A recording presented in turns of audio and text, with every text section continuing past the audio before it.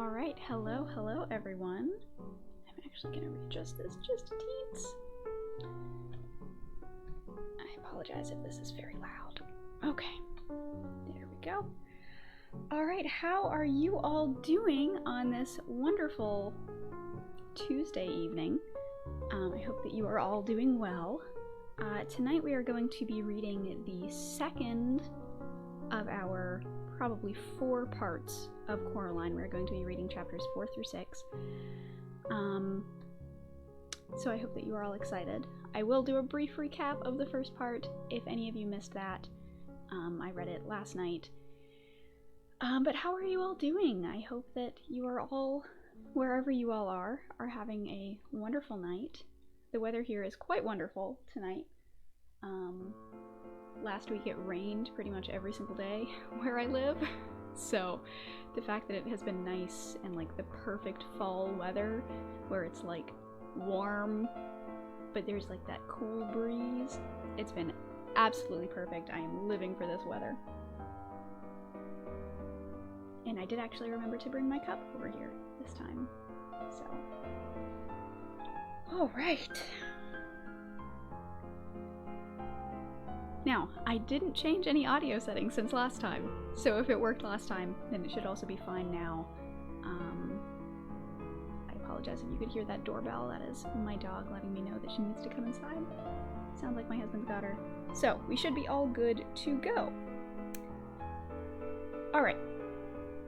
Audio's on point. Perfect. Wonderful. So, yesterday, we started Coraline, and the first 3 chapters introduced us to the main character, Coraline, who is a young girl who her family has just moved into a new house. If the music is too loud, I can turn it down. Just let me know. And this house is a sort of like a duplex type thing, where she is living in here with her family, but there are also a few other people who live in this house, and this house is pretty creepy. Has some... Alright, I've turned it down a little bit, let me know if that's good. Has some creepy things, like for instance there is a drawing room where there's a door that just opens to a brick wall. And we left our heroine when she had opened the door that leads to this brick wall, and inside she found not a brick wall, but a hallway. And this dark hallway... Excuse me, give me just a second.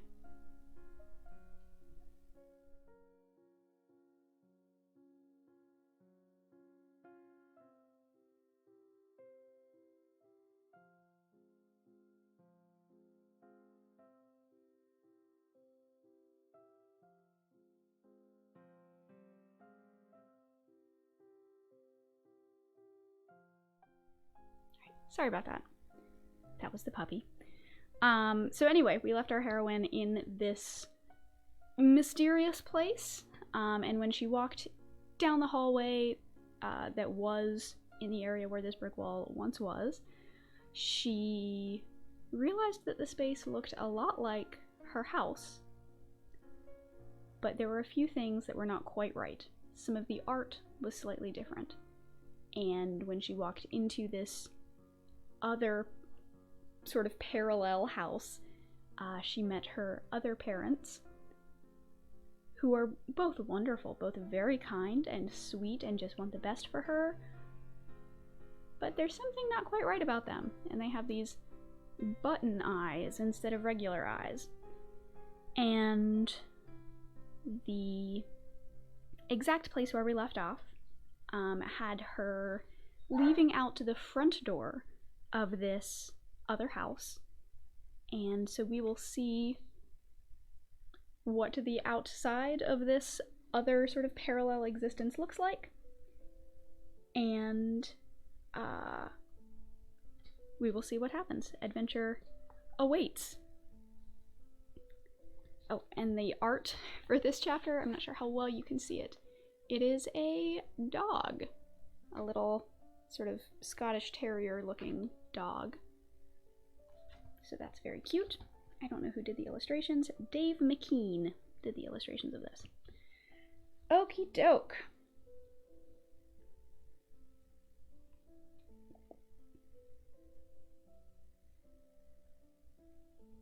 All right.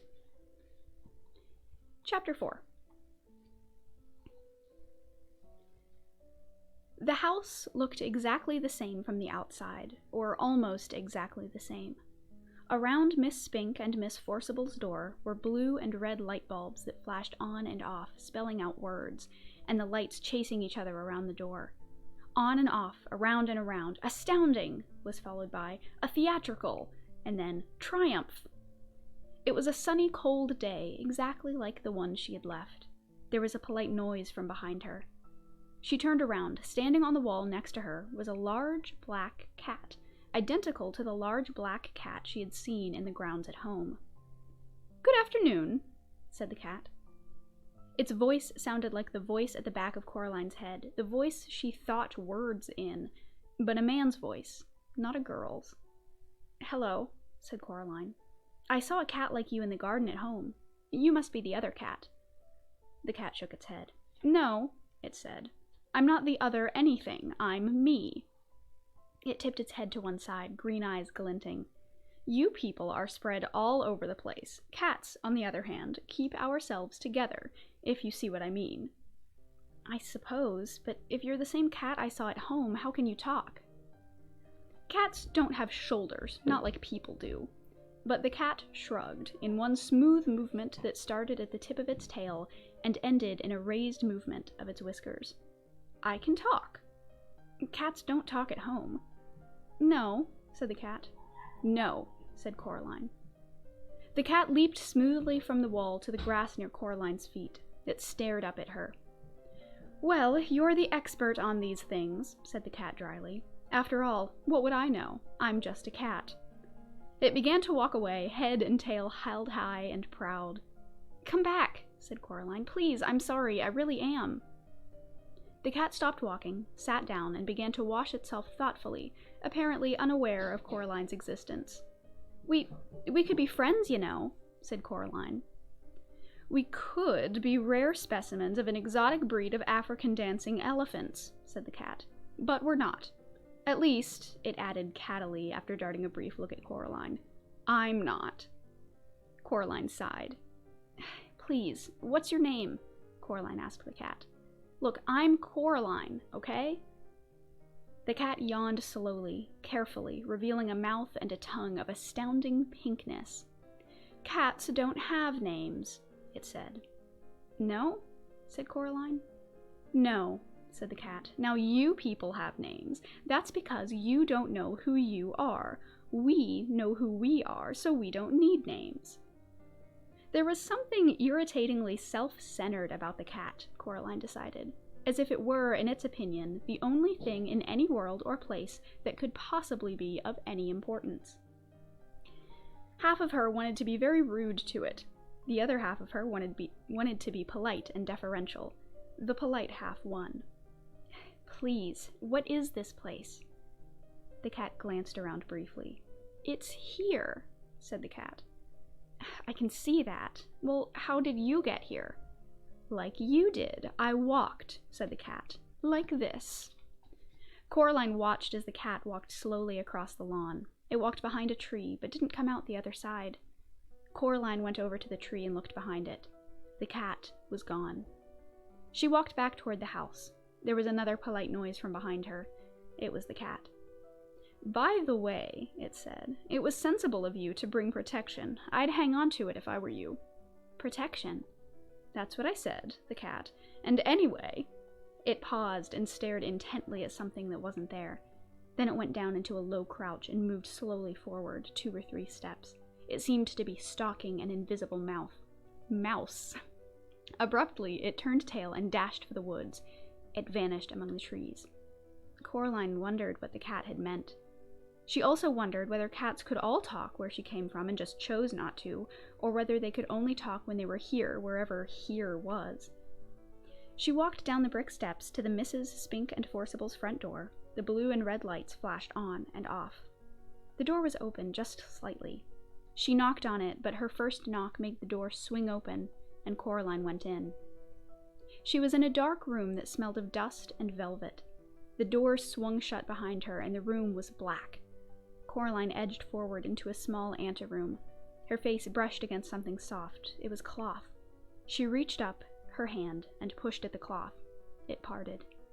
She stood blinking on the other side of the velvet curtains in a poorly lit theater. Far away, at the edge of the room, was a high wooden stage, empty and bare, a dim spotlight shining onto it from high above.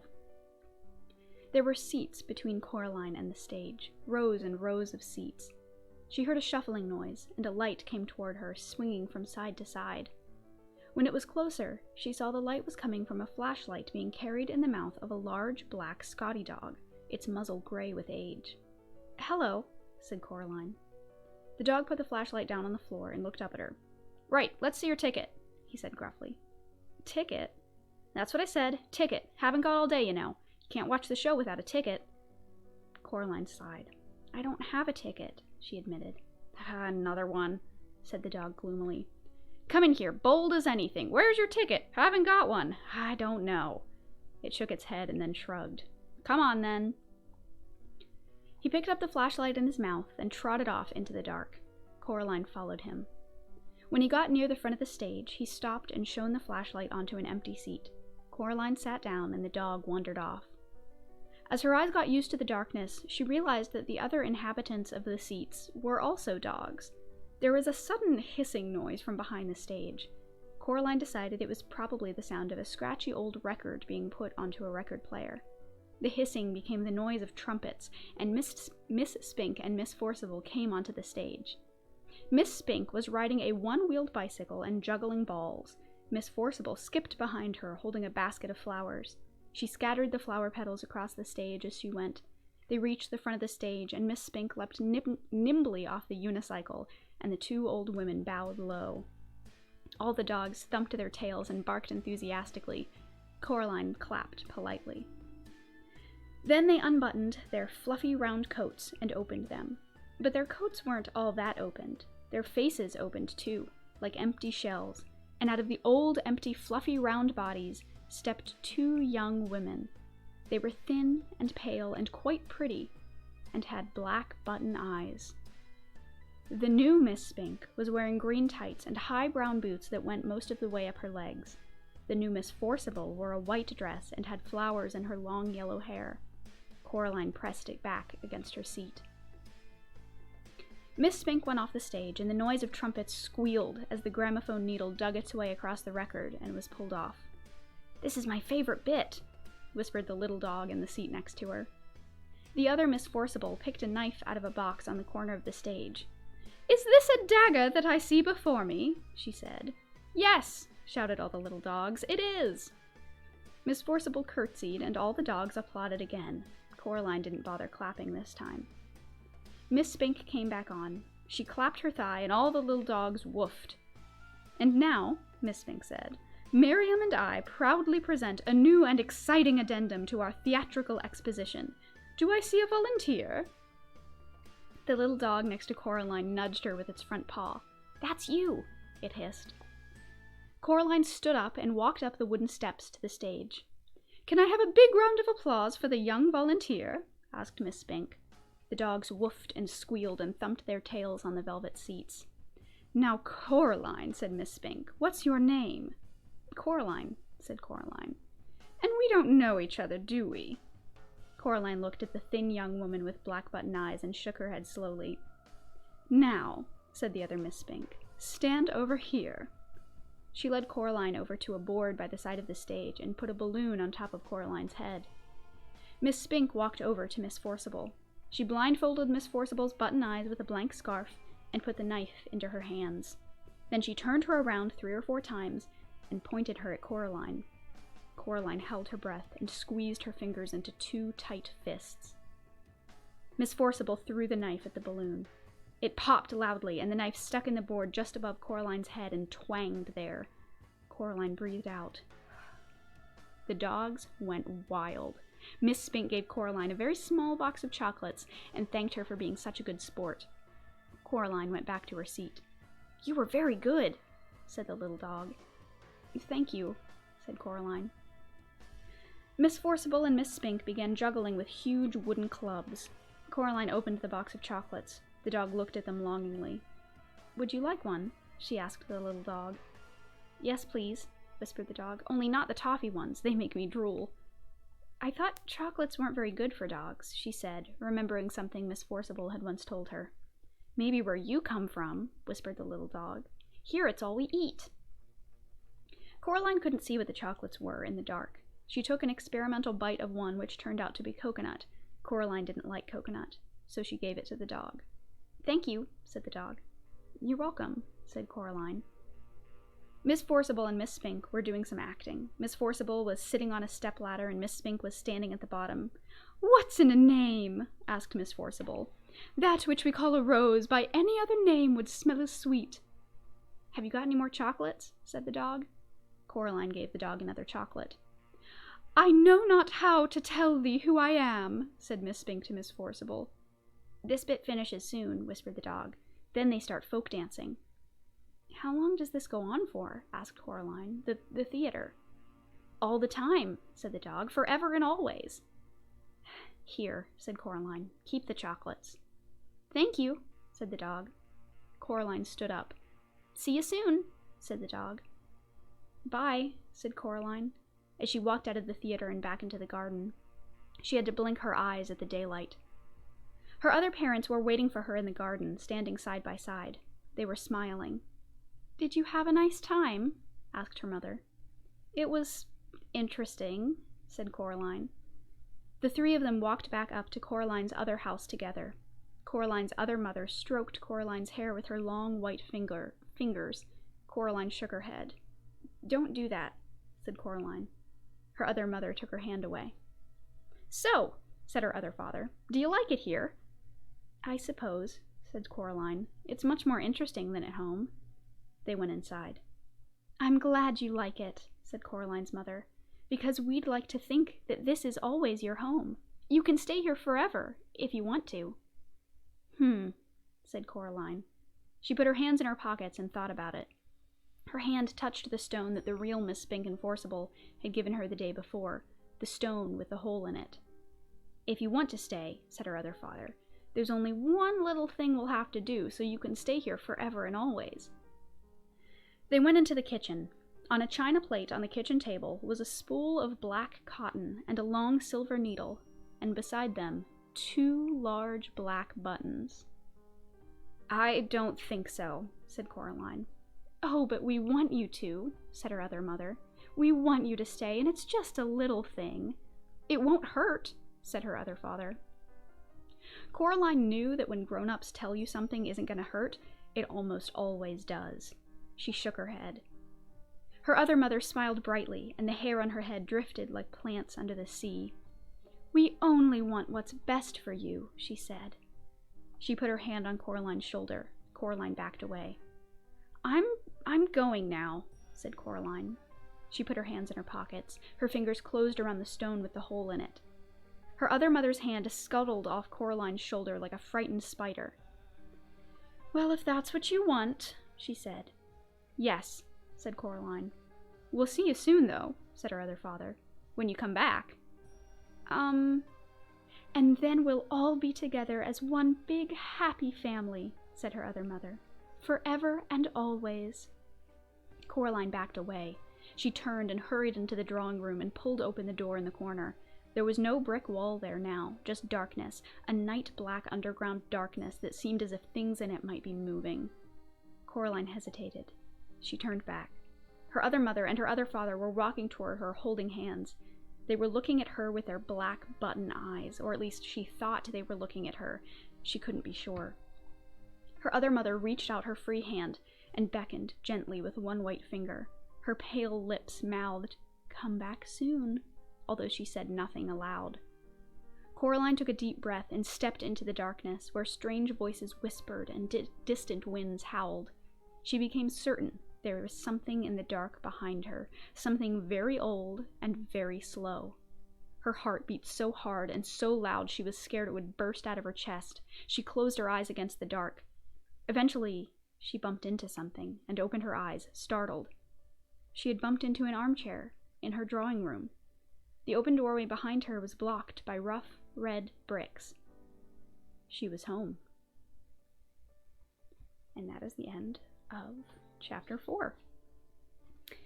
I think the thing that gives me the most creeps, and by the most creeps, I mean the thing that actually, like, gives me chills while I'm reading, is the description of the hallway as very old and very slow, because it gives me, like, real, like, eldritch Lovecraft sort of vibes, and it's creepy.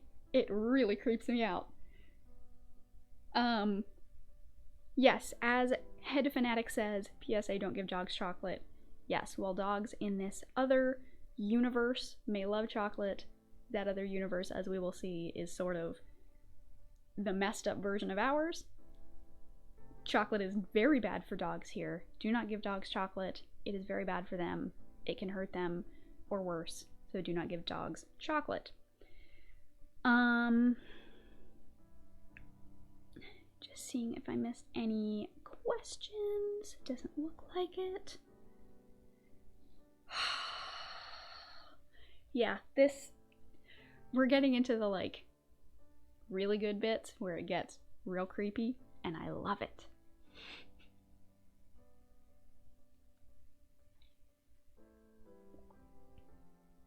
Head Fanatic says, I wish I caught yesterday's reading. It will be up, if not tonight, then early tomorrow morning on my second channel, Zoe C. I was gonna upload it today, but so Twitch, once you become an affiliate, which basically means, like, you start getting, like, people can, like, subscribe to your channel and you can get more of the, like, monetization stuff, basically. Once you're an affiliate, you are not allowed to cross-post things on YouTube and Twitch within 24 hours of each other. And I'm not an affiliate yet, but I just want to get in the habit of not posting things right away. That way I don't forget if and when I do become an affiliate. So once it's been 24 hours since the Twitch stream, then I can post it. So later tonight or first thing in the morning, I will post the one from yesterday, and then on 24 hours from that. You know what I'm trying to say. I'm not saying it very well, but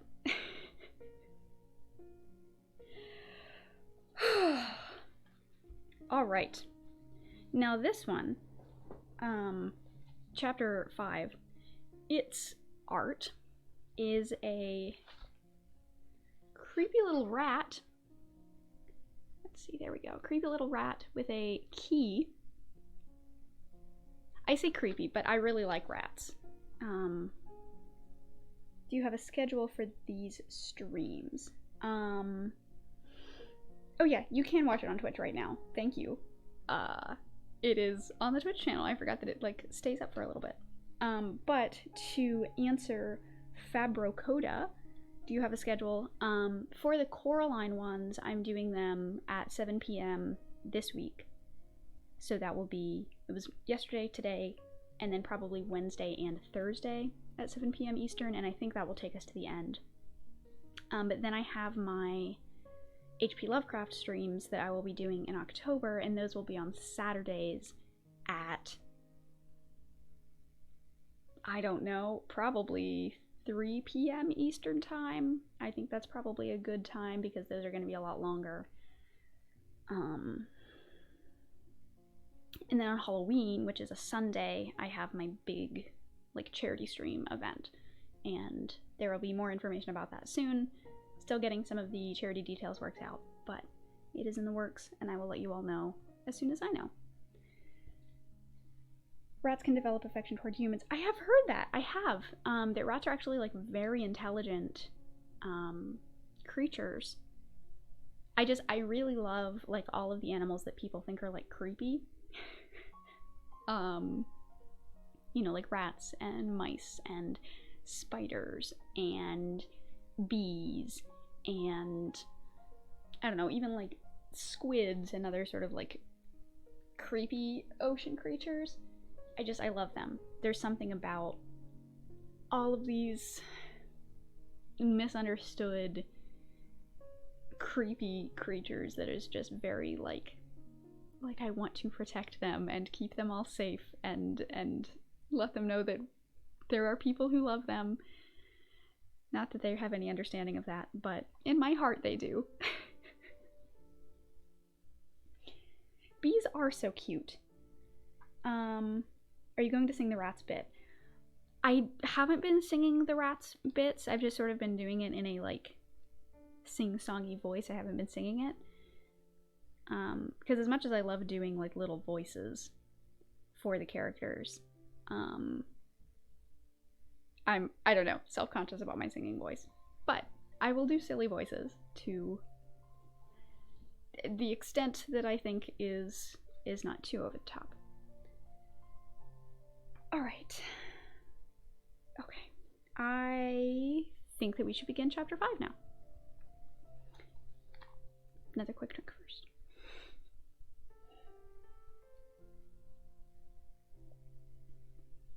Okie doke. Chapter 5.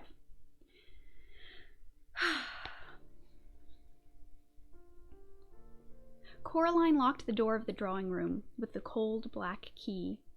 She went back into the kitchen and climbed onto a chair. She tried to put the bunch of keys back on top of the door frame again. She tried 4 or 5 times before she was forced to accept that she just wasn't big enough, and so she put them down on the counter next to the door. Her mother still hadn't returned from her shopping expedition. Coraline went to the freezer and took out the spare loaf of frozen bread in the bottom compartment. She made herself some toast with jam and peanut butter, and she drank a glass of water. She waited for her parents to come back. When it began to get dark, Coraline microwaved herself a frozen pizza. Then Coraline watched television. She wondered why grown-ups gave themselves all the good programs with all the shouting and running around. After a while, she started yawning. Then she undressed, brushed her teeth, and put herself to bed. In the morning, she went into her parents' room, but their bed hadn't been slept in, and they weren't around. She ate canned spaghetti for breakfast. For lunch, she had a block of cooking chocolate and an apple. The apple was yellow and slightly shriveled, but it tasted sweet and good. For tea, she went down to see Mrs. Spink and Forcible. She had 3 digestive biscuits, a glass of limeade, and a cup of weak tea. The limeade was very interesting. It didn't taste anything like limes. It tasted bright green and vaguely chemical. Coraline liked it enormously. She wished they had it at home. "How are your dear mother and father?" asked Miss Spink. "Missing," said Coraline. "I haven't seen either of them since yesterday. I'm on my own. I think I've probably become a single-child family." "Tell your mother that we found the Glasgow Empire press clippings we were telling her about. She seemed very interested when Miriam mentioned them to her." "She's vanished under mysterious circumstances," said Coraline, "and I believe my father has as well." "I'm afraid we'll be out all day tomorrow, Caroline, lovey," said Miss Forcible. "We'll be staying over with April's niece in Royal Tunbridge Wells."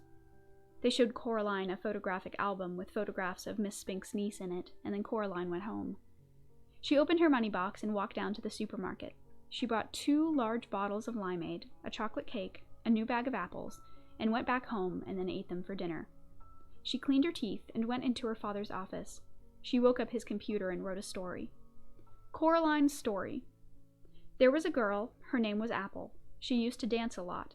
She danced and danced until her feet turned into sausages. The end. She printed out the story and turned off the computer. Then she drew a picture of the little girl dancing underneath the words of the paper. She ran herself a bath with too much bubbles in it, and the bubbles ran over the side and went all over the floor. She dried herself and the floor as best as she could, and went to bed. Coraline woke up in the middle of the night. She went into her parents' bedroom, but the bed was made and empty. The glowing green numbers on the digital clock glowed 3:12 a.m. All alone, in the middle of the night, Coraline began to cry. There was no other sound in the empty flat. She climbed into her parents' bed, and, after a while, fell asleep. Coraline was woken by cold paws batting her face. She opened her eyes. Big green eyes stared back at her. It was the cat. "Hello," said Coraline. "How did you get in?" The cat didn't say anything. Coraline got out of bed. She was wearing a long t-shirt and pajama bottoms. "Have you come to tell me something?" The cat yawned, which made its eyes flash green. "Do you know where Mom and Dad are?" The cat blinked at her slowly. "Is that a yes?" The cat blinked again. Coraline decided that was indeed a yes. "Will you take me to them?" The cat stared at her. Then it walked out into the hall. She followed it. It walked to the length of the corridor and stopped down at the very end, where a full-length mirror hung. The mirror had been, a long time before, the inside of a wardrobe door. It had been hanging there on the wall when they moved in, and although Coraline's mother had spoken occasionally of replacing it with something newer, she never had. Coraline turned on the light in the hall. The mirror showed the corridor behind her. That was only to be expected. But reflected in the mirror were her parents. They stood awkwardly in their reflection of the hall. They seemed sad and alone. As Coraline watched, they waved to her, slowly with limp hands. Coraline's father had his arm around her mother. In the mirror, Coraline's mother and father stared at her. Her father opened his mouth and said something, but she could hear nothing at all. Her mother breathed on the inside of the mirror glass, and quickly, before the fog faded, she wrote, "Help us," with the tip of her forefinger. The fog on the inside of the mirror faded, and so did her parents, and now the mirror reflected only the corridor, and Coraline, and the cat. "Where are they?" Coraline asked the cat. The cat made no reply, but Coraline could imagine its voice, dry as a dead fly on a windowsill in winter, saying, "Well, where do you think they are?" "They aren't going to come back, are they?" said Coraline. "Not under their own steam." The cat blinked at her. Coraline took it as a yes. "Right," said Coraline. "Then I suppose there's only one thing left to do." She walked into her father's study. She sat down at the desk. Then she picked up the telephone, and she opened the phone book and telephoned to the local police station. "Police," said a gruff male voice. "Hello," she said. "My name is Coraline Jones." You're up a bit after your bedtime, aren't you, young lady?" said the policeman. "Possibly," said Coraline, who was not going to be diverted. "But I'm ringing to report a crime." "And what crime would that be?" "Kidnapping. Grown-up napping, really. My parents have been stolen away into a world on the other side of the mirror in our hall." "And do you know who stole them?" asked the police officer. Coraline could hear the smile in his voice, and she tried extra hard to sound like an adult might sound, to make him take her seriously. "I think my other mother has them both in her clutches. She may want to keep them and sew their eyes with black buttons, or she may simply have them in order to lure me back into the reach of her fingers. I'm not sure." "Ah, the nefarious clutches of her fiendish fingers, is it? You know what I suggest, Miss Jones?" "No," said Coraline. "What?" "You ask your mother to make you a big old mug of hot chocolate, and then give you a great big old hug. There's nothing like hot chocolate and a hug for making the nightmares go away. And if she starts to tell you off for waking her up at this time of night, why, you tell her that's what the policeman said." He had a deep, reassuring voice. Coraline was not reassured. "When I see her," said Coraline, "I shall tell her that." And she put down the telephone. The black cat, who had sat on the floor grooming his fur throughout the entire conversation, now stood up and led the way into the hall. Coraline went back into her bedroom and put on her blue dressing gown and slippers.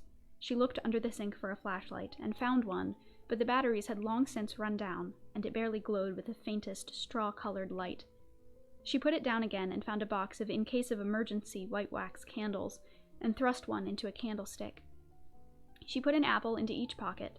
She picked up the ring of keys and took the old black key off the ring. She walked into the drawing room and looked at the door. She had a feeling that the door was looking at her, which she knew was silly, and knew on a deeper level was somehow true. She went back into her bedroom and rummaged into the pocket of her jeans. She found the stone with a hole in it and put it into her dressing gown pocket. She lit the candle wick with a match and watched it sputter and light, and then she picked up the black key. It was cold in her hand. She put it into the keyhole in the door, but did not turn the key. "When I was a little girl," said Coraline to the cat, "when we lived in our old house a long, long time ago, my dad took me for a walk on the wasteland between our house and the shops. It wasn't the best place to go for a walk, really. There were all these things people had thrown away back there, old cookers and broken dishes, dolls with no arms and legs, and empty cans and broken bottles. Mom and Dad made me promise not to go exploring back there, because there were too many sharp things and tetanus and such. But I kept telling them I wanted to explore it. So one day, my dad put on his big brown boots and his gloves, and put my boots on me and my jeans and my sweater, and we went for a walk. We must have walked for about 20 minutes. We went down this hill to the bottom of a gully where a stream was, when my dad suddenly said to me, "Coraline, run away, up the hill, now!" He said it in a tight sort of way, urgently. So I did. I ran away up the hill. Something hurt me on the back of my arm as I ran, but I kept running. As I got to the top of the hill, I heard somebody thundering up the hill behind me. It was my dad, charging like a rhino. When he reached me, he picked me up in his arms and swept me over the edge of the hill. And then we stopped, and we puffed and we panted, and we looked back down the gully. The air was alive with yellow wasps. We must have stepped on a wasp's nest in a rotten tree branch as we walked. And while I was running up the hill, my dad stayed and got stung to give me time to run away. His glasses had fallen off when he ran. I only had one sting on the back of my arm. He had 39 stings all over him. We counted later, in the bath. The black cat began to wash its face and whiskers in a manner that indicated increasing impatience. Coraline reached down and stroked the back of its head and neck. The cat stood up, walked several paces until it was out of her reach, and then sat down and looked up at her again. "So," said Coraline, "later that afternoon my dad went back again to the wasteland to get his glasses back. He said if he left it another day he wouldn't be able to remember where they'd fallen. And soon he got home, wearing his glasses. He said he wasn't scared when he was standing there and the wasps were stinging him and hurting him, and he was watching me run away. Because he knew he had to give me enough time to run, or the wasps would have come after both of us." Coraline turned the key in the door. It turned with a loud clunk. The door swung open. There was no brick wall on the other side of the door, only darkness. A cold wind blew through the passageway. Coraline made no move to walk through the door. "And he said that wasn't brave of him, doing that, just standing there and being stung," said Coraline to the cat. "It wasn't brave because he wasn't scared. It was the only thing he could do. But going back again to get his glasses, when he knew the wasps were there, when he was really scared, that was brave." She took her first step down the dark corridor. She could smell dust and damp and mustiness. The cat padded along beside her.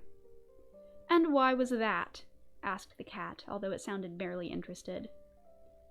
"Because," she said, "when you're scared, but you still do it anyway, that's brave." The candle cast a huge, strange, flickering shadow across the wall. She heard something moving in the darkness, beside her to one side of her. She could not tell. It seemed as if it were keeping pace with her, whatever it was. "And that's why you're going back to her world, then," said the cat. "Because your father once saved you from wasps?" "Don't be silly," said Coraline. "I'm going back for them because they're my parents, and if they noticed I was gone, I'm sure they would do the same for me. You know, you're talking again?"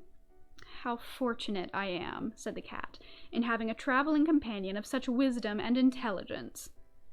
Its tone remained sarcastic, but its fur was bristling, and its brush of a tail stuck up in the air. Coraline was going to say something like, "Sorry," or "Wasn't it a lot shorter of a walk last time?" when the candle went out, as suddenly as if it had been snuffed by someone's hand. There was a scrabbling and a pattering, and Coraline could feel her heart pounding against her ribs. She put out one hand, and felt something wispy, like a spider's web, brush her hands and her face.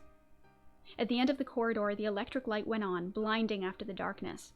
A woman stood, silhouetted by the light, a little ahead of Coraline. "Coraline, darling!" she called. "Mum!" said Coraline, and she ran forward, eager and relieved. "Darling," said the woman, "why did you ever run away from me?" Coraline was too close to stop, and she felt the other mother's cold arms enfold her. She stood there, rigid and trembling, as the other mother held her tightly. "Where are my parents?" Coraline asked. "We're here," said her other mother, in a voice so close to her real mother's that Coraline could scarcely tell them apart. "We're here. We're ready to love you and play with you and feed you and make your life interesting." Coraline pulled back, and the other mother let her go with reluctance. The other father, who had been sitting on a chair in the hallway, stood up and smiled. "Come on into the kitchen," he said. "I'll make us a midnight snack, and you'll want something to drink. Hot chocolate, perhaps?"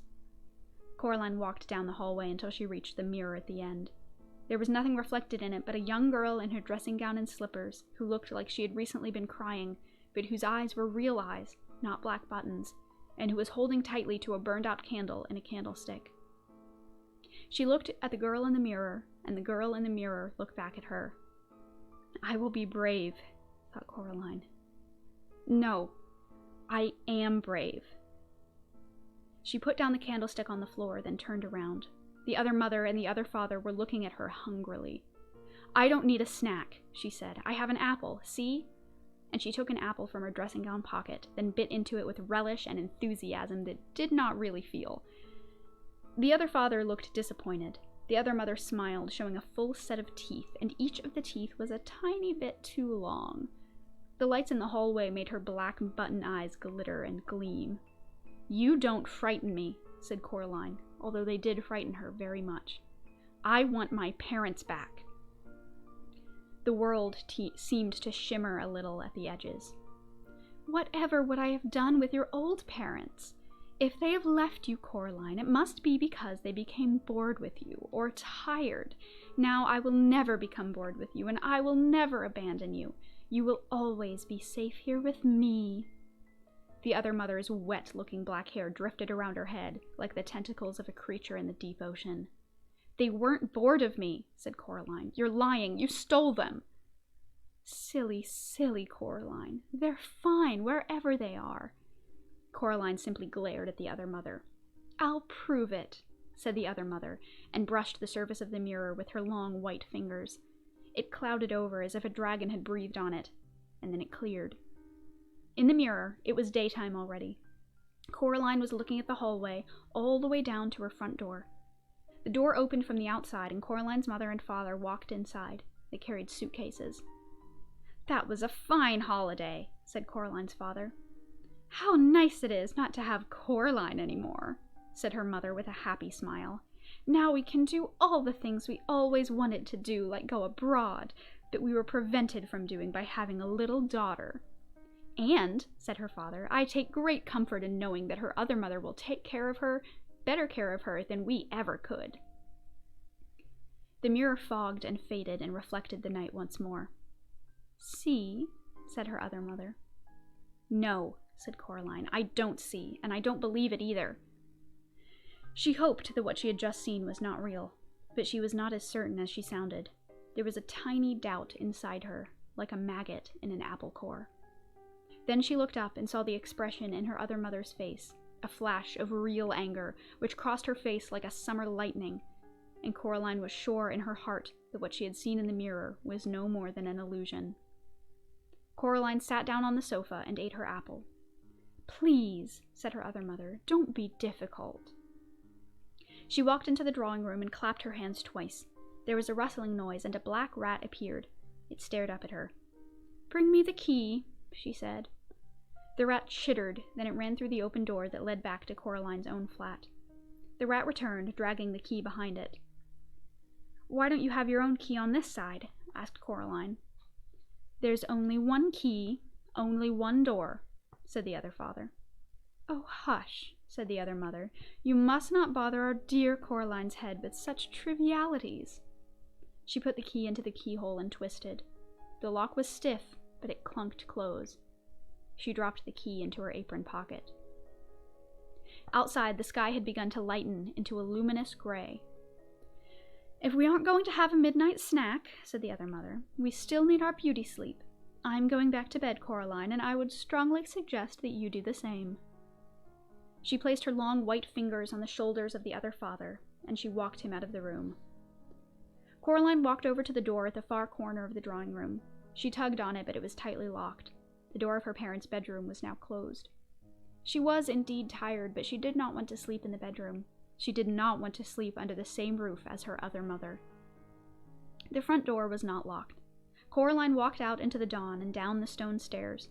She sat down on the bottom step. It was cold. Something furry pushed itself against her side in one smooth, insinuating motion. Coraline jumped, then breathed a sigh of relief when she saw what it was. "Oh, it's you," she said to the black cat. "See," said the cat, "it wasn't so hard to recognize me, was it, even without names?" "Well, what if I wanted to call to you?" The cat wrinkled its nose and managed to look unimpressed.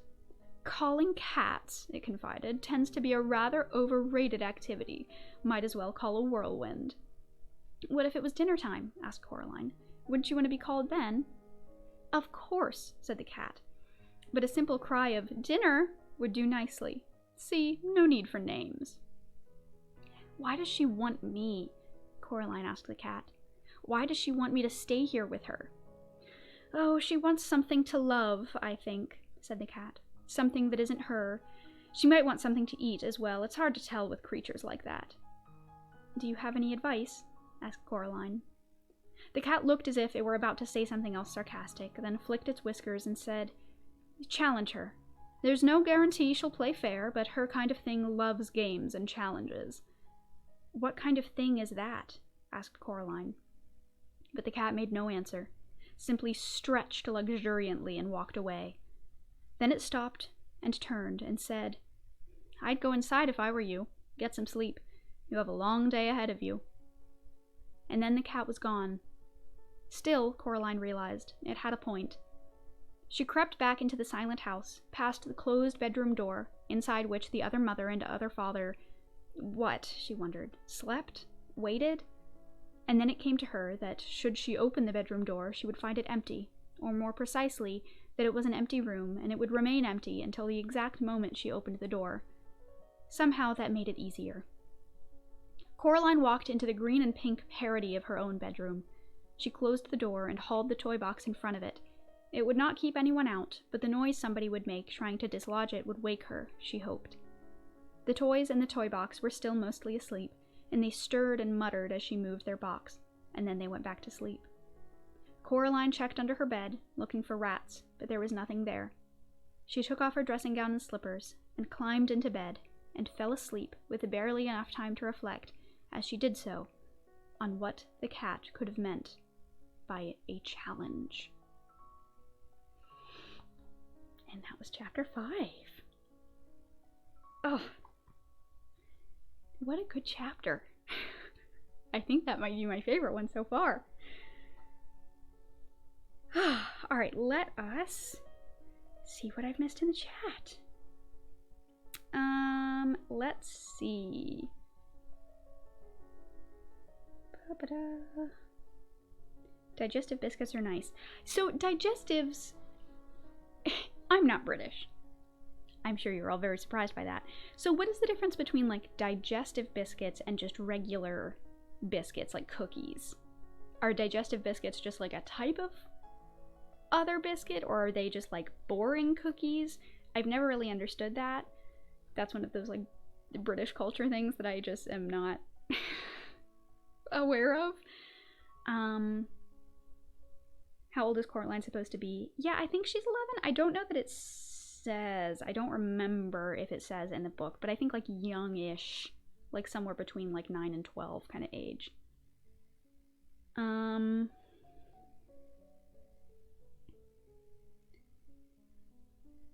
Let's see.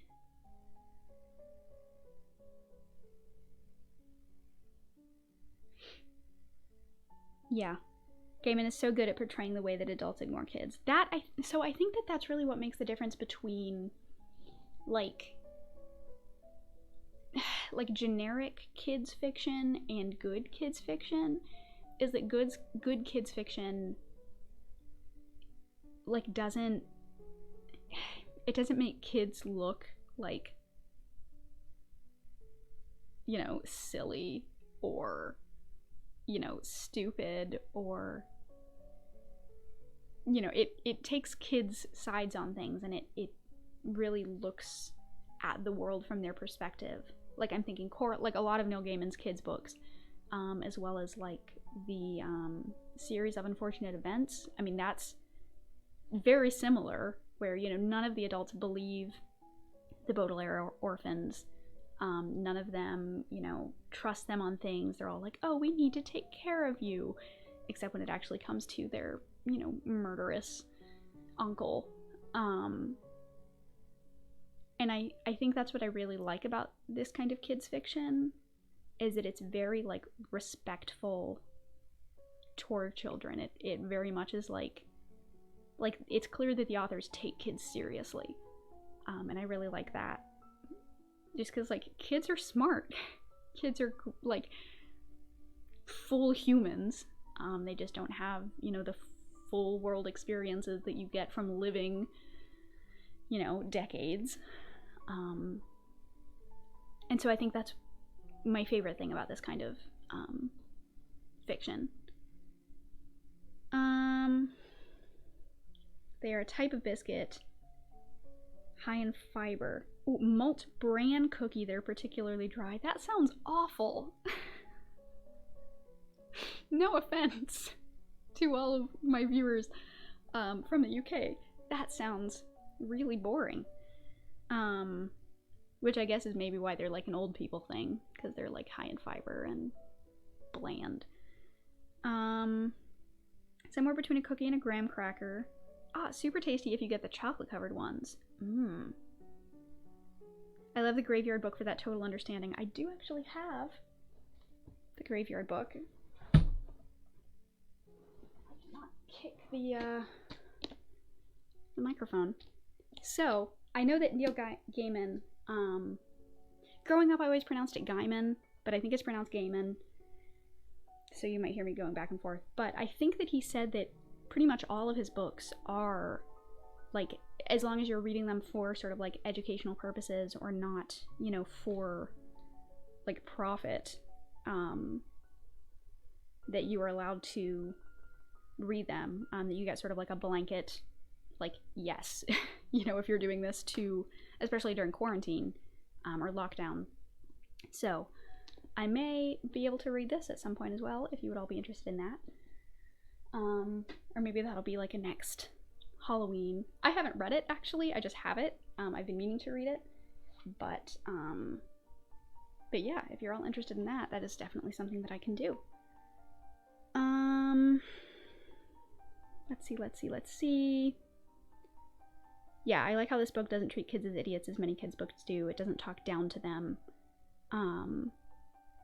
What's a kids' book example that's disrespectful to kids? I don't know if there are any that are disrespectful to kids, but they're just like, I mean, think about like a lot of like kids' TV that's like, oh, do you see, like, think about like Dora the Explorer. Like, do you see Swiper on screen? Good job. It's very like, ugh, like, yeah, we get it. Even like really young kids, I think. Or, I don't know, like things that I think take like adults way too seriously in kids' books, where, you know, the adults save the day, or, you know, you have to rely on adults to do things, when in the real world, like, kids don't necessarily always feel like they're being listened to, or that, you know, adults do really want to help them. And so I think that books like this, and like A Series of Unfortunate Events, takes the kids' sides on things and says, yeah, no, adults aren't always good to kids. And I think that's why they're so popular with kids, like, you know, young teens and things like that, because kids really see a lot of it, like, speaks to their, you know, lived experience as a child, that sometimes you feel like adults don't really care about you, and sometimes you really feel like nobody's listening to you and nobody's taking you seriously. And so I think that's more what I mean, rather than, like, you know, that there are books that are like mean to kids. Which I don't know that there are, at least I haven't read any. I'm sure there are somewhere. Let's see. Height of comedy is telling Dora you don't see Swiper. Oh yeah, I was one of those edgy children that did that. Just yelled at Dora.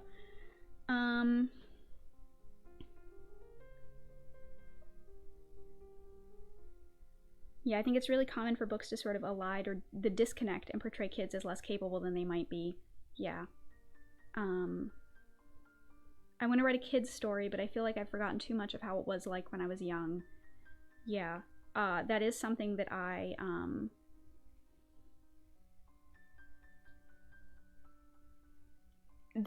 wonder how, for a lot of these people who write these, you know, young adult and middle grade books,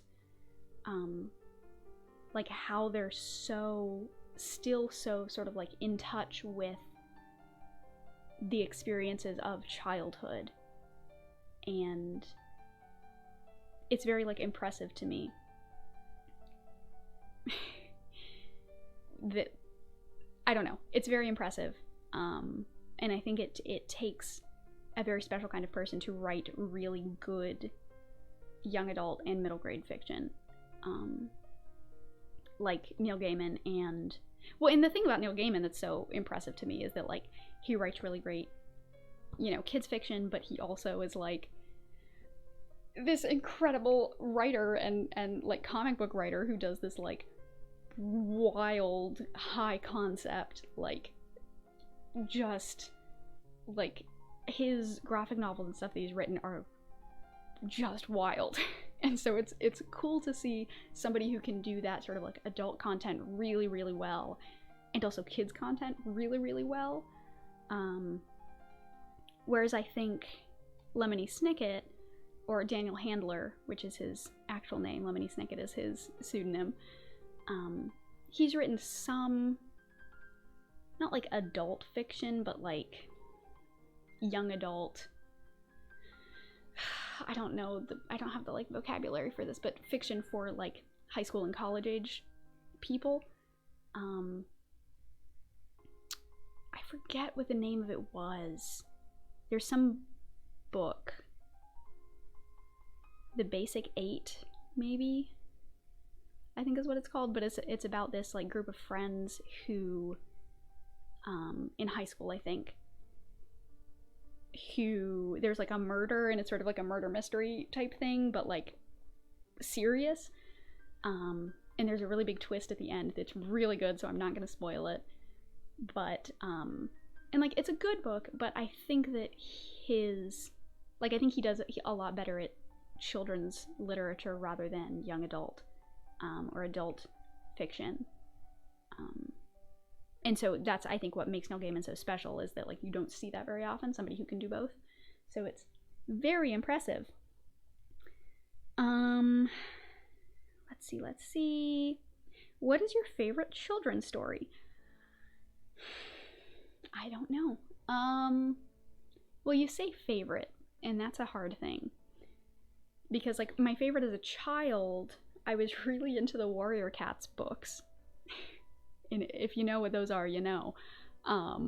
Really into those. Like, I had toys that I would like I collected marbles, and I would like segregate the marbles by color, and each color of marble would be like a clan of the cats. And if you're not familiar with these books, that probably sounds absolutely crazy, but and so I would like play pretend that like this clan did this thing and this clan did that, and they would have battles, and it was like a whole thing. So I was really into that as a kid, but I think now looking back, one of my favorites is The Phantom Tollbooth, which is actually something that I bring up in my video that's coming out in probably a couple weeks, a week or two, hopefully, is The Phantom Tollbooth, because it's great.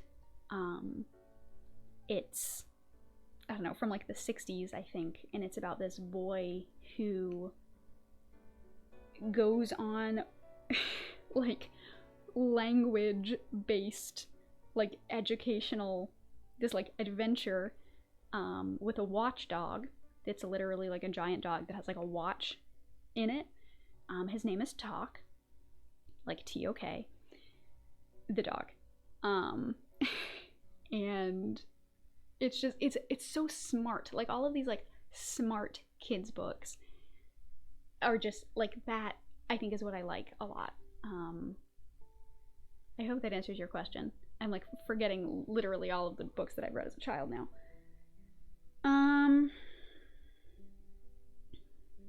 Let's see. Have you seen Avatar: The Last Airbender? I have. I actually watched it for the first time a year or two ago, and I really liked it. It was just as good as everybody says that it is. Because, you know, it's one of those shows that everybody's like, this is like the best, you know, animated kids TV show. I'm like, yeah, how good can it be? Really good is the answer.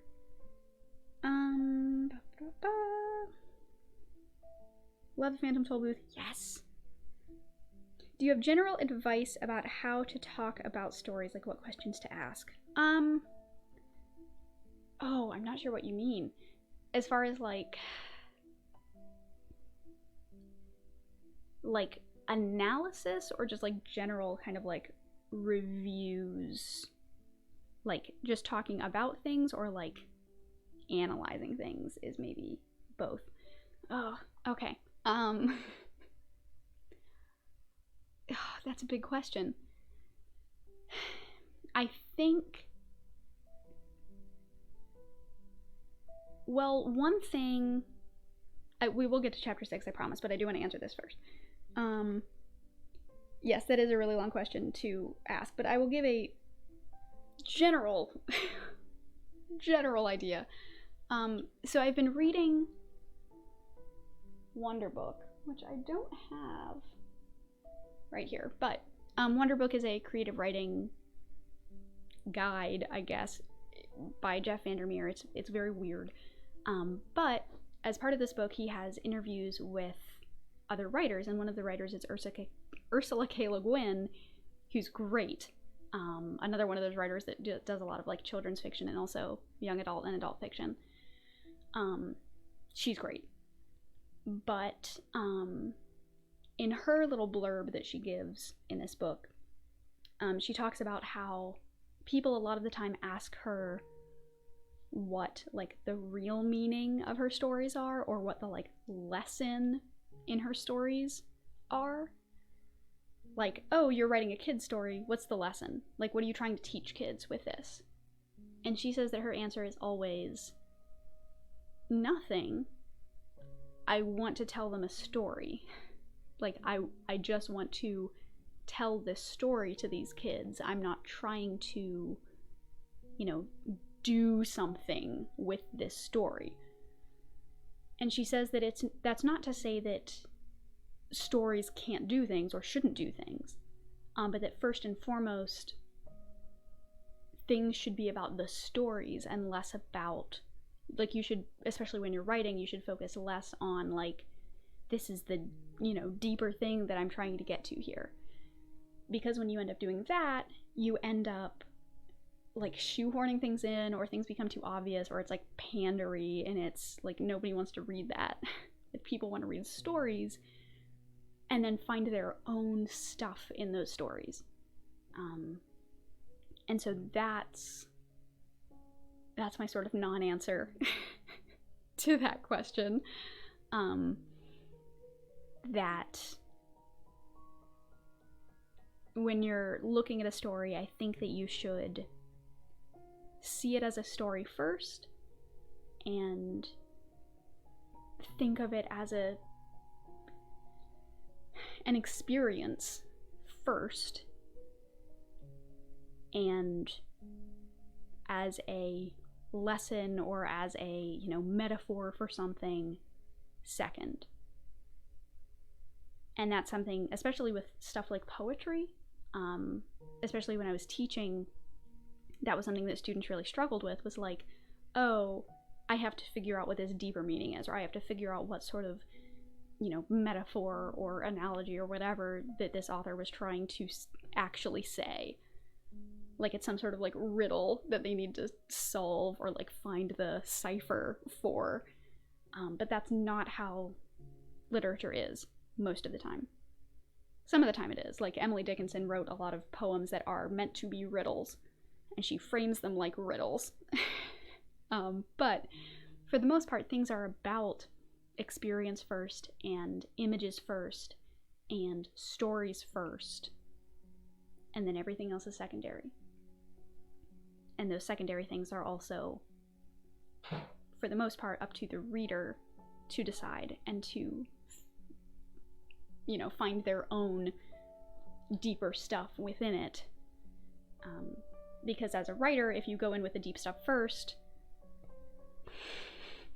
it's boring. It's basically just like a fortune cookie fortune expanded into the size of a book, if that's the way that you write. I hope that answers your question. I know it's not really a super that's the best sort of the short form to a very long question that is basically all of literature. Let's see. What I teach my students is, how do you feel about whatever? Yeah, that's and the way that you feel about things, and the way that you are, what's the word I'm looking for? That gut reaction that you have with a story, that is very important, because that's what stories are about. Stories are about how they affect us. Flymania117 says, if I may ask, do you have any general suggestions for someone who has a lot of trouble reading but really wants to get into it? It depends on what you mean by trouble, if it's attention or if it's, something like dyslexia, but either way, well, maybe not either way. I think if it's dyslexia or some sort of visual thing, I would say audiobooks. My dad is actually dyslexic, and he does audiobooks. When he discovered audiobooks, he was like, wow, the world is suddenly much larger for him because he can now read all of these things. So that's what I recommend for that. If it's an attention thing, I struggle with that too. That's why I read mostly nonfiction, because it's easier to read in chunks, I think. But as far as fiction, I don't know. Because that's something that I struggle with too, is reading fiction. I don't read a ton of fiction. Most of the fiction that I read is collections of short stories or poems. So maybe that might be a way to get into it, is to read some short form things first, and then maybe you can sort of build your way into longer form things. Hopefully that helps. Let's see. Shakespeare was the Adam Sandler of his time. Don't you dare. Don't you dare. All right. Yeah, after something's published, it's out of the author's hands, it belongs to the audience now. Yes. 100%. Okay. Let us get to... Actually, I can keep that there. Let us get to chapter 6. What a nice discussion, guys. Thank you for all of those questions. I really like, being able to answer the teacher questions, because that's one of the things that I miss about not teaching, is not getting those fun teacher questions that I really like.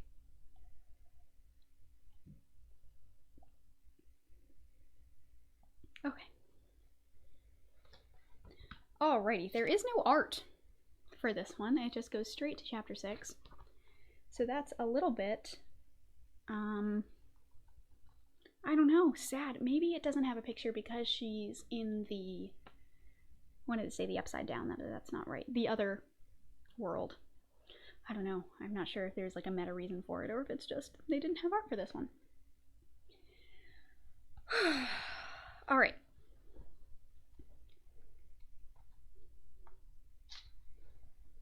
Chapter 6. Coraline was awoken by the mid-morning sun, full on her face. For a moment she felt utterly dislocated. She did not know where she was. She was not entirely sure who she was. It's astonishing just how much of what we are can be tied to the beds we wake up in the morning, and it is astonishing how fragile that can be.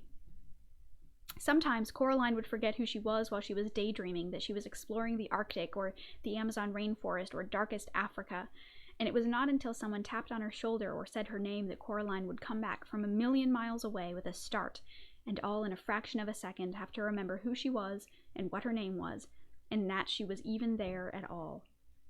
Now there was sun on her face, and she was Coraline Jones. Yes. And then the green and pinkness of the room she was in, and the rustling of a large painted paper butterfly as it fluttered away and beat its wings about the ceiling, told her where she had woken up. We have art on this page now.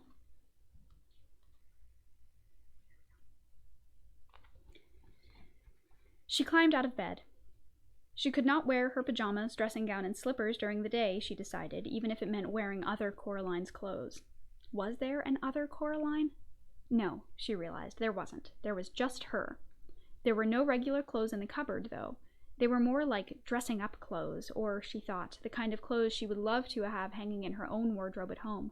There was a Raggedy Witch costume, a patched scarecrow costume, a future warrior costume with little digital lights in it that glittered and blinked, and a slinky evening dress all covered in feathers and mirrors. Finally, in a drawer, she found a pair of black jeans that seemed to be made of velvet night, and a gray sweater the color of thick smoke, with faint and tiny stars in the fabric which twinkled. She pulled on the jeans and the sweater, then she put on a pair of bright orange boots she found at the bottom of the cupboard. She took her last apple out of the pocket of her dressing gown, and then took, from the same pocket, the stone with the hole in it.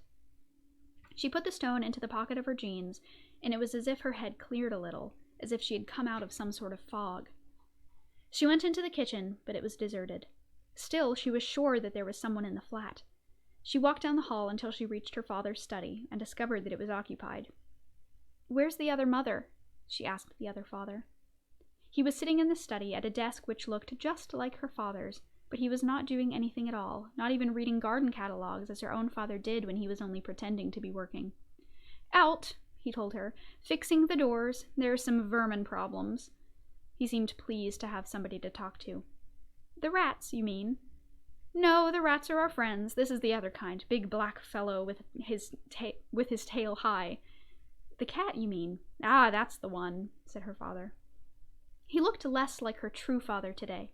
There was something slightly vague about his face, like bread dough that had begun to rise, smoothing out the bumps and cracks and depressions.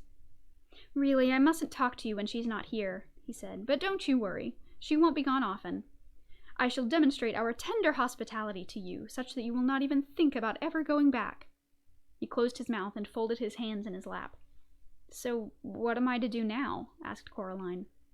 The other father pointed to his lips. Silence.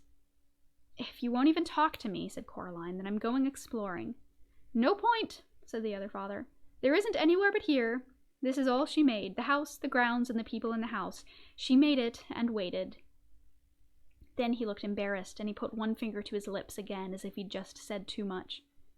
Coraline walked out of his study. She went into the drawing room, over to the old door, and she pulled it, rattled and shook it. No, it was locked fast, and the other mother had the key. She looked around the room. It was so familiar. That was what made it feel so truly strange. Everything was exactly the same as she remembered. There was all her grandmother's strange-smelling furniture. There was the painting of the bowl of fruit, a bunch of grapes, 2 plums, a peach, and an apple, hanging on the wall. There was a low wooden table with lion's feet, and the empty fireplace which seemed to suck heat from the room. But there was something else. Something she did not remember seeing before. A ball of glass, up on the mantelpiece. She went over to the fireplace, went up on tiptoes, and lifted it down. It was a snow globe, with 2 little people in it. Coraline shook it and sent the snow flying, white snow that glittered as it tumbled through the water. Then she put the snow globe back on the mantelpiece, and carried on looking for her true parents, and for a way out. She went out of the flat, past the flashing lights door behind which the other Mrs. Spink and Forcible performed their show forever, and then she set off into the woods. Where Coraline came from, once you were through the patch of trees, you saw nothing but the meadow and old tennis court. In this place, the woods went on farther, the trees becoming cruder and less tree-like the further you went. Pretty soon they seemed very approximate, like the ideas of trees. A grayish-brown trunk below, a greenish splodge of something that might have been leaves above. Coraline wondered if the other mother wasn't interested in trees, or if she just hadn't bothered with this bit properly, because nobody was expected to come out this far. She kept walking. And then the mist began. It was not damp like normal fog or mist. It was not cold, and it was not warm. It felt to Coraline like she was walking into nothing. I'm an explorer, thought Coraline to herself, and I need all the ways out of here I can get, so I shall keep walking. The world she was walking through was a pale nothingness, like a blank sheet of paper or an enormous, empty white room. It had no temperature, no smell, no texture, and no taste. It certainly isn't mist, thought Coraline, although she did not know what it was. For a moment she wondered if she might not have gone blind. But no, she could see herself plain as day, but there was no ground beneath her feet, just a misty, milky whiteness. "And what do you think you're doing?" said a shape to one side of her. It took a few moments for her eyes to focus on it properly. She thought it might have been some kind of lion at first, with some distance away from her, and then she thought it might be a mouse, close beside her, and then she knew what it was. "I'm exploring," Coraline told the cat. Its fur stood straight out from its body, and its eyes were wide, while its tail was down and between its legs. It did not look like a happy cat. "Bad place," said the cat, "if you want to call it a place, which I don't. What are you doing here?" "I'm exploring." "Nothing to find here," said the cat. "This is just the outside, part of the place she hasn't bothered to create." "She?" "The one who says she's your other mother," said the cat. "What is she?" asked Coraline. The cat did not answer, just padded through the pale mist beside Coraline. A shape began to appear in front of them, something high and towering and dark. "You're wrong," she told the cat. "There is something here." And then it took shape in the mist. A dark house which loomed at them out of the formless whiteness. "But that's the house you just left," agreed the cat. "Precisely." "Maybe I just got turned around in the mist," said Coraline. The cat curled the high tip of its tail into a question mark and tipped its head to one side. "You might have done," it said, "but I certainly would not. Wrong indeed." "But how can you walk away from something and still come back to it?" "Easy," said the cat. "Think of somebody walking around the world. You start walking away from something and end up coming back to it." "Small world," said Coraline. "It's big enough for her," said the cat. "Spiders' webs only have to be large enough to catch flies." Coraline shivered. "He said she's fixing all the gates and doors," she told the cat, "to keep you out." "She may try," said the cat, unimpressed. "Oh yes, she may try." They were standing under a clump of trees now beside the house. Those trees looked much more likely.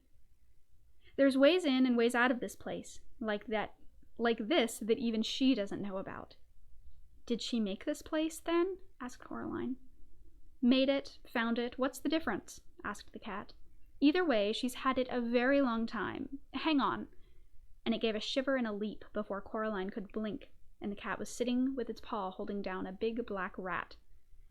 "It's not that I like rats at the best of times," said the cat, conversationally as if nothing had happened. "But the rats in this place are all spies for her. She uses them as her eyes and hands." And with that, the cat let the rat go. It ran several feet, and then the cat, with one bound, was upon it, batting it hard with one sharp-clawed paw, while with the other paw it held the rat down. "I love this bit," said the cat happily. "Want to see me do it again?" "No," said Coraline. "Why do you do it? You're torturing it." Said the cat. It let the rat go. The rat stumbled, dazed, for a few steps, then it began to run. With a blow of its paw, the cat knocked the rat into the air and caught it in its mouth. "Stop it," said Coraline. The cat dropped the rat between its two front paws. "There are those," it said with a sigh in tones as smooth as oiled silk, "who have suggested that the tendency of a cat to play with its prey is a merciful one. After all, it permits the occasional funny little running snack to escape from time to time. How often does your dinner get to escape?" Then it picked up the rat in its mouth and carried it off into the woods behind a tree. Coraline walked back into the house. All was quiet and empty and deserted. Even her footsteps on the carpet seemed loud. Dust motes hung in a beam of sunlight. At the far end of the hall was a mirror. She could see herself walking toward the mirror, looking, reflected, a little braver than she actually felt. There was nothing else there in the mirror, just her in the corridor. A hand touched her shoulder and she looked up. The other mother stared down at Coraline with big black button eyes. "Coraline, my darling," she said, "I thought we could play some games together this morning now you're back from your walk. Hopscotch, Happy Families, Monopoly." You weren't in the mirror, said Coraline. The other mother smiled. Mirrors, she said, are never to be trusted. Now, what game shall we play? Coraline shook her head. I don't want to play with you, she said. I want to go home and be with my real parents. I want you to let them go, to let us all go. The other mother shook her head very slowly. Sharper than a serpent's tooth, she said, is a daughter's ingratitude. Still, the proudest spirit can be broken, with love. And her long white fingers waggled and caressed the air. I have no plans to love you, said Coraline. No matter what, you can't make me love you. Let's talk about it, said the other mother, and she turned and walked into the lounge. Coraline followed her. The other mother sat down on a big sofa. She picked up a shopping bag from beside the sofa and took out a white, rustling paper bag from inside it. She extended a hand to Coraline. Would you like one? She asked politely. Expecting it to be a toffee or a butterscotch ball, Coraline looked down. It was a bag half filled with large, shiny black beetles crawling over each other in their efforts to get out of the bag. No, said Coraline, I don't want one. Oh, suit yourself, said her other mother.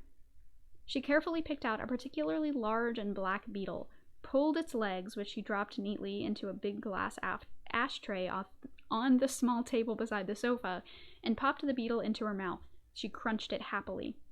Yum, she said, and took another. You're sick, said Coraline, sick and evil and weird.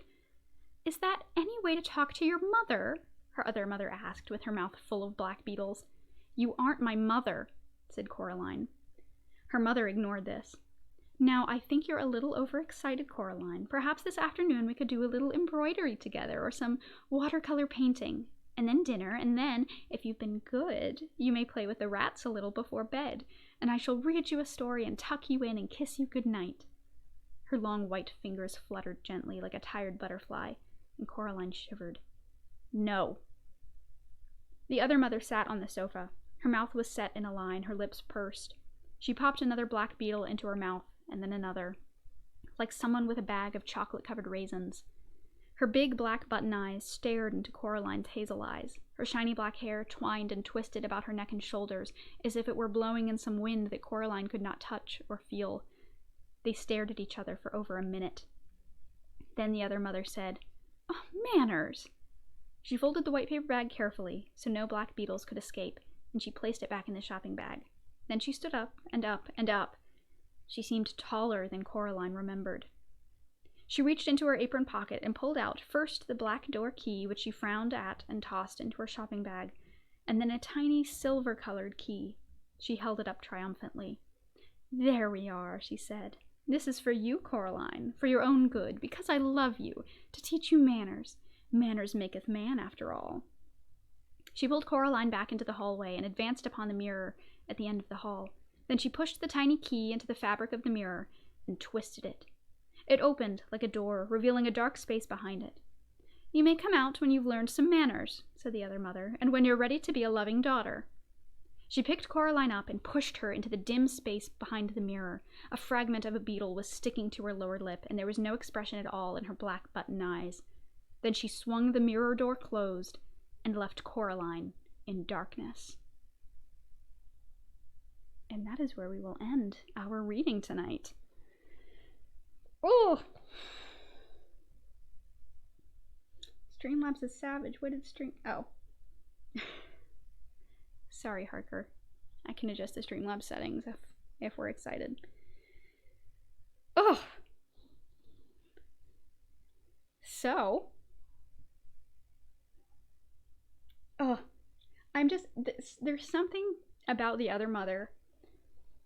Well, I mean, this is something that I've talked about before, on my YouTube channel at least, is the, you know, the uncanny and the idea that things that are just sort of like slightly off are the creepiest things.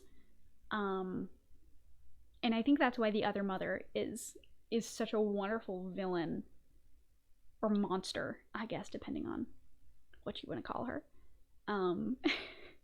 is that she's so almost good and real, but not quite. Sometimes she's a giant you know, 8-foot tall spider lady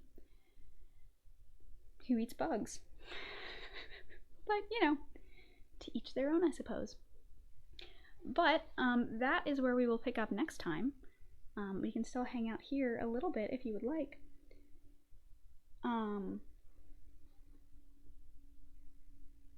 Let's see if there's any chat stuff. Everything you'd wished for, but not. Ooh. Yes, first of all, I agree. Second of all, I see House of Leaves on the shelf. Are we going to be reading that? If I could read House of Leaves verbally, first of all, I don't know if anybody would enjoy it. Second of all, what it, like... Ooh. Let's not kill the skull. Like, how do you read this? How do you read this? These just, like, words. And I think that this is the one that actually does have the, like, blue, or the, like, colored text. Yeah, I don't know that this is possible to be read aloud. Though as much as I would love to. But, alas. I don't know. I could do a video essay on it, I suppose.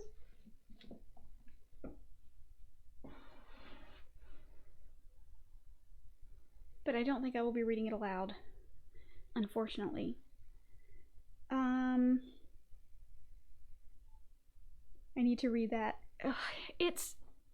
So, since you're all here live, you get Extra Special Zoe. And Extra Special Zoe is the honest one who says that House of Leaves and Infinite Jest are challenging to read. And honestly, I don't know. They're important. Well, I like House of Leaves better than Infinite Jest. Oh, I also have... No, I had it on my other bookshelf in my last... before we moved. But I also have Ulysses by James Joyce, which is also a challenging read. And I think those are books that are worth reading once. And I honestly, and this is someone who loves sort of experimental and postmodern fiction, I don't know if they're worth the hype. House of Leaves, maybe. I like House of Leaves a lot. House of Leaves is scary, creepy, eerie, weird. But like Infinite Jest, I don't know. Like, it's fine. And David Foster Wallace has a very particular kind of style. And if you do not like the way that he writes and his voice and some of the like dry kind of humor and irony and stuff, I think there's better David Foster Wallace if you want a taste of that. I think Brief Interviews with Hideous Men is really good. I really like that. He has a few collections of like essays and stuff that are fine. I've also heard that he's kind of a creep, or was, I guess, kind of a creep. How about Finnegan's Wake? Oh, I really like Finnegan's Wake. I really like James Joyce. I do think that Ulysses is better than Finnegan's Wake. I think Ulysses is a really good middle ground of like weird and modernist, but not quite as like wild and disjointed maybe as Finnegan's Wake. I hate Joyce. I'd sooner give my fingernails to the other mother than reread Mrs. What is wrong with Mrs. Dalloway? Mrs. Dalloway is fine. I think that Dubliners is maybe... Dubliners is just really good. It's a collection of short stories. They're wonderful. I really like them. But no, I really like James Joyce. One of my favorite modernist authors. A lot of other modernist authors, not super great. Not like a huge fan. Like Eliot and Hemingway and... Even like F. Scott Fitzgerald is a little like... Let's see, have you read any Werner Vinge? I have not. What non-English authors do you enjoy reading? Ooh, that's a really good question because I have a few. Oh, if I know where I put them. One moment.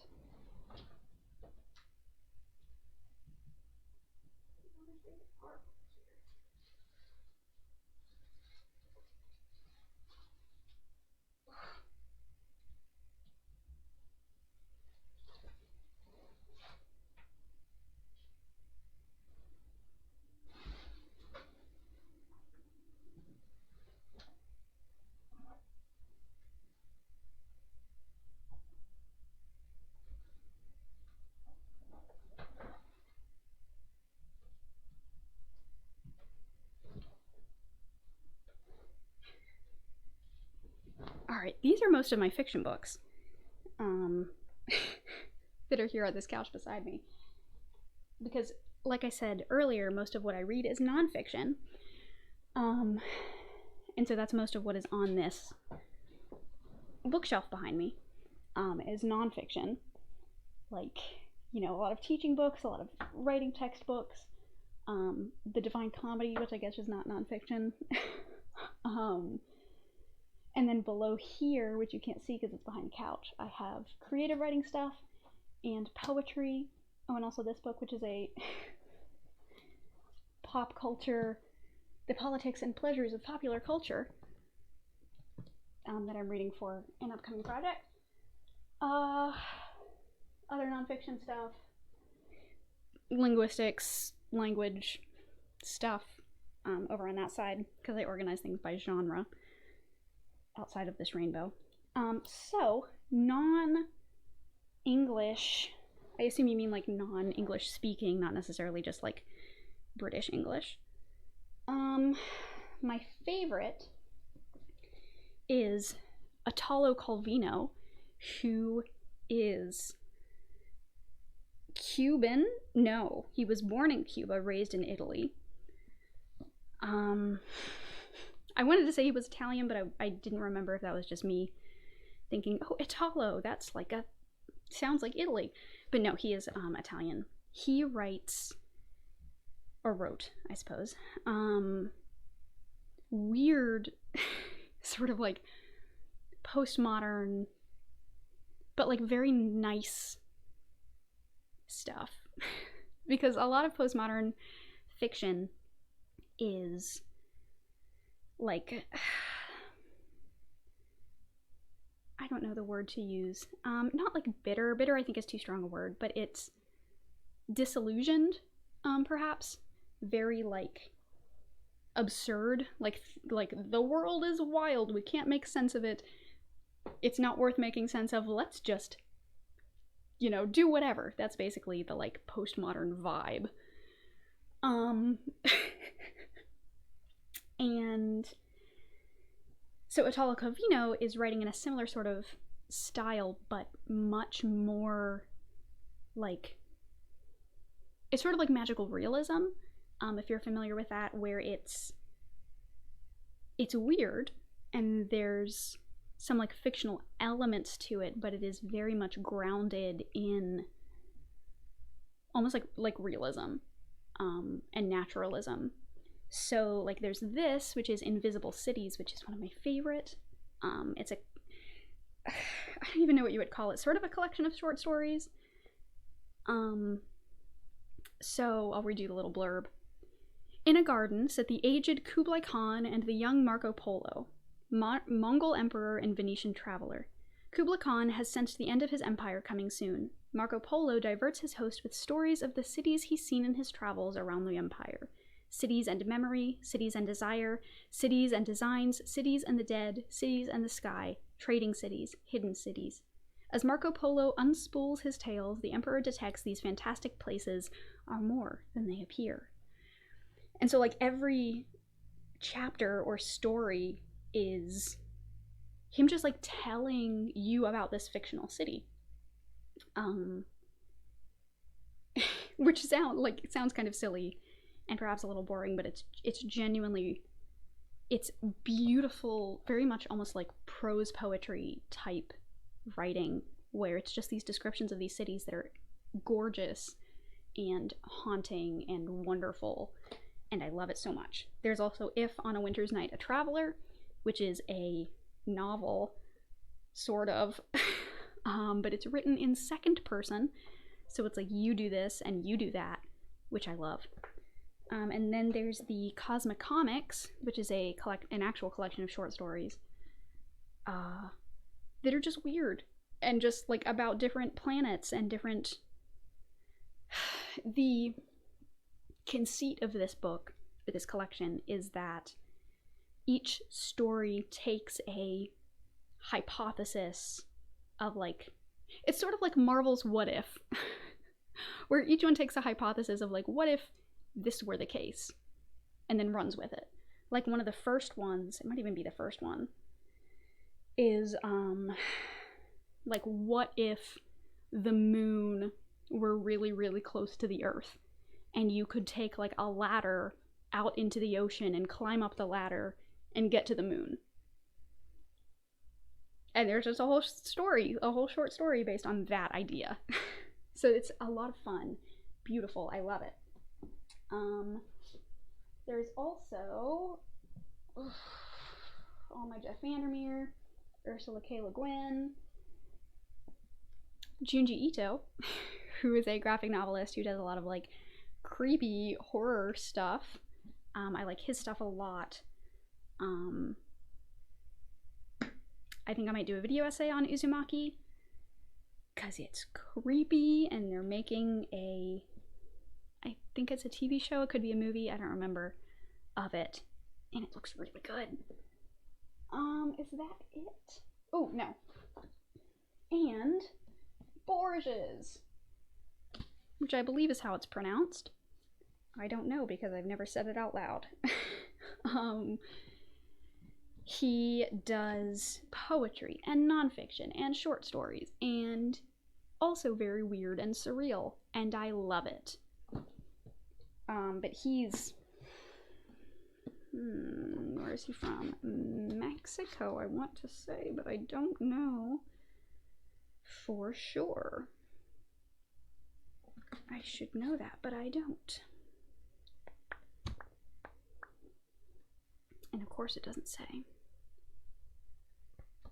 Someone will find out. Borges, okay. I wasn't sure how the G was pronounced because it's, I know J's are like an H sound, but thank you for correcting me. So hopefully that answers your question. Those are my like top 3. Let's see. Ooh, Nabokov is good. Okay, let's see. Finnegan's Wake I can get behind a bit. Finnegan's Wake is great.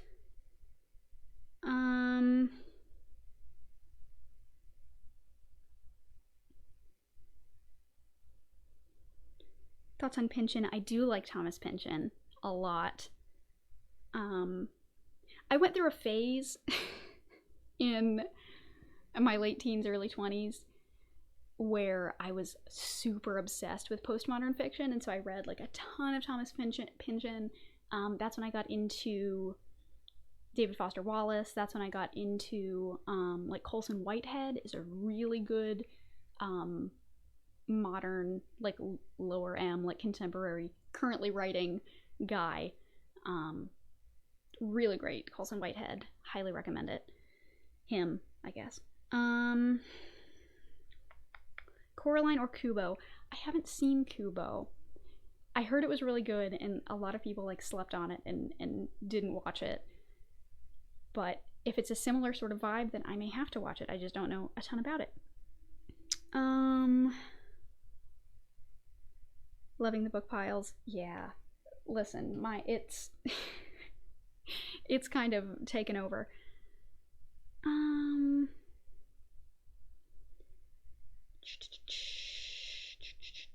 Let's see.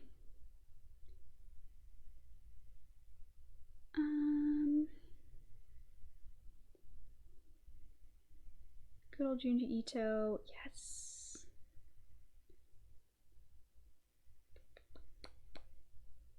It's a TV show. Oh, good.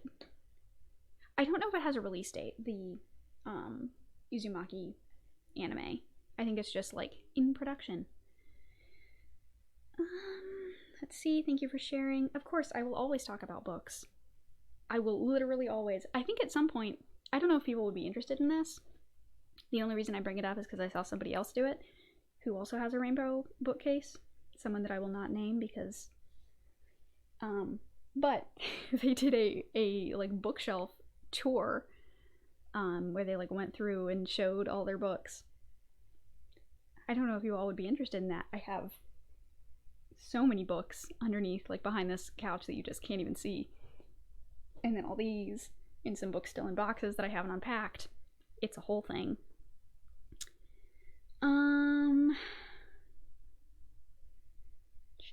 From Argentina. Yes. He is from Argentina. Thank you. You made a YouTube channel to talk about books. I did. Sort of. I mean books, but also like just culture stuff. Because books are culture stuff themselves. Love looking at people's book collections. Definitely into bookshelf tour. Well, then it will happen. It'll probably be a second channel thing. I don't need to close that. I still want to see what you people are saying. Books are lit.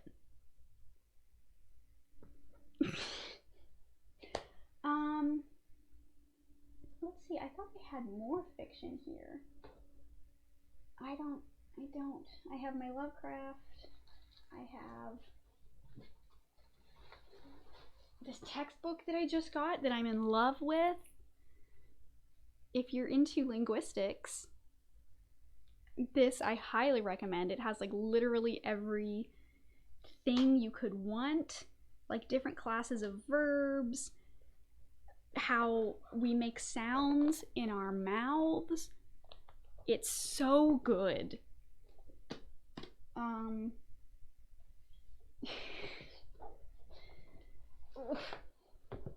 This is Wonderbook that I was talking about before. Really great resource if you're writing sci-fi or fantasy or any sort of like surreal or like absurdist kind of literature. It's really good and beautiful. Like the illustrations in it are just absolutely gorgeous. Let me see if I can get it so that there's not as much of a glare. Just a beautiful book.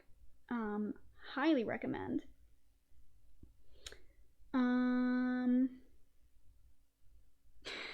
Thank you. I try very hard to tell bad jokes. They're not bad. In fact, there may or may not be a video coming out in the next couple weeks to tell you exactly why those kinds of wordplay jokes are good actually. But that is all I will say on the matter. Alright, well, I think that this has very much dissolved into just me ranting about books. So, we should probably... I'm looking for a phrase that's like leave off, head off, and soon. Words have been gone out of my brain. The best jokes need a video to explain why they are good. Honestly though, yes, I think. Because just like any other sort of medium or mode of entertainment, or text, I think explanations and deep dives and analyses are very important. So, unironic, yes. I enjoyed being read to while I was under a weighted blanket. Oh, wonderful, Manly Mandy. That sounds actually incredibly relaxing and wonderful. I'm glad that you all enjoyed it. I will go ahead and clean up these books so I could actually sit here again at some point. But thank you all for being here. Let's see if I can, there we go. Yeah, it was great. I think we got through some really exciting chapters today, and hopefully you will all join me again tomorrow night at the same time, 7 p.m. Eastern, for the other chapters, and then again on Thursday for the final chapters. And yeah, I hope you all had a great time. Thank you all for coming, and until next time, stay safe and stay warm, and I will see y'all again soon, I hope. Bye, folks.